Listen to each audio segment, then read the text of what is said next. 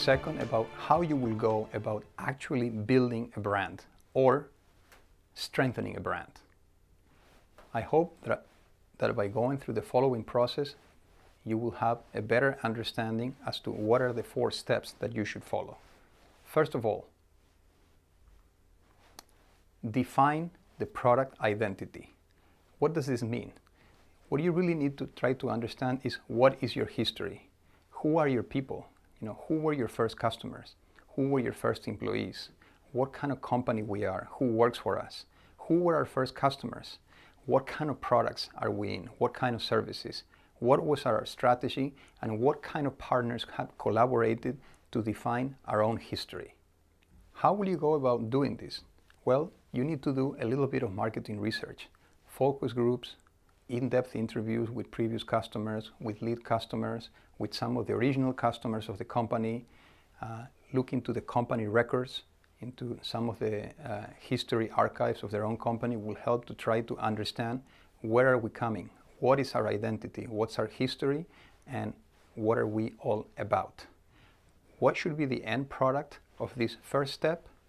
The end product of the first step should be a map of attributes. What are some of the specific attributes that characterize the history of our company? As a way of an example, let's look at Nike attribute map. Nielsen has here identified from social media comments what are some of the competitors, products, related concepts, and brand attributes that Nike has amongst its customers and the customers of the competitors.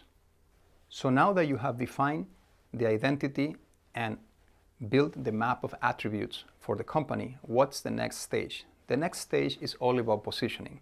Positioning is something that we have already covered before, but positioning is about selecting a package of benefits, which is normally a subset of all the attributes and benefits that we have identified in the first step. So how should those benefits be?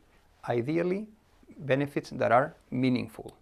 To whom? Not meaningful to us, not the ones that we would prefer, but meaningful to our customers. Second, they ideally should try to set us apart from competitors, so they should be differentiable benefits.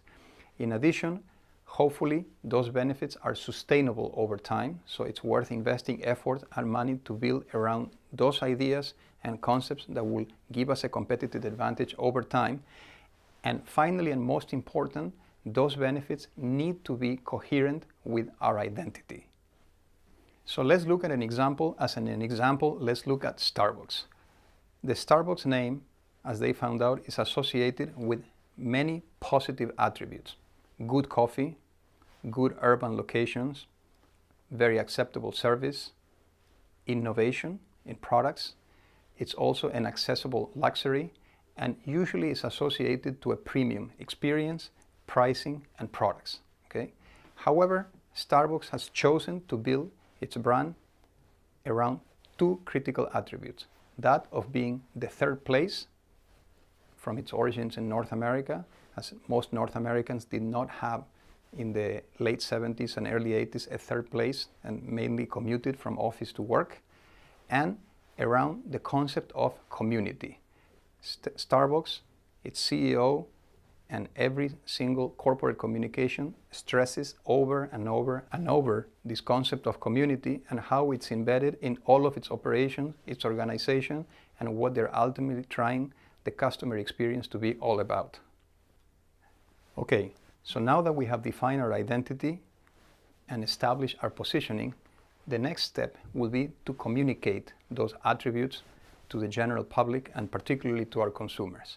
So what is important here? It's important what I say and who says it, and also what other people are saying, including consumers, competitors, and other stakeholders.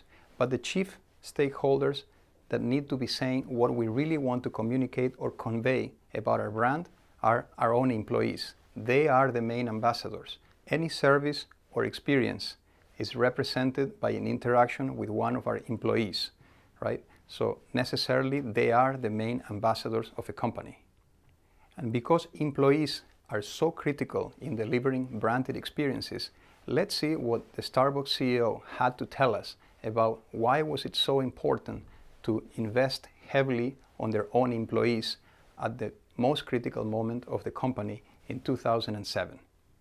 In the height of the cataclysmic problems, when we were really in trouble and looking to save money on many levels, I was under severe pressure from an institutional shareholder who owned a large block of stock of Starbucks to cut the health care benefit of our employees. And he said to me, "You have the license to do this. You will not be criticized because everyone is cutting benefits." And of course, perhaps I would have had the license to do it. But the very essence and fabric of the culture of the company is linked to providing unique benefits for our people. Of course, we would have gained a lot by cutting that benefit, but we would have lost the trust of our people. And so we actually reinvested more money during the crisis in our people than we did in years past, to ensure the fact that they understood we would not forsake them during the financial crisis.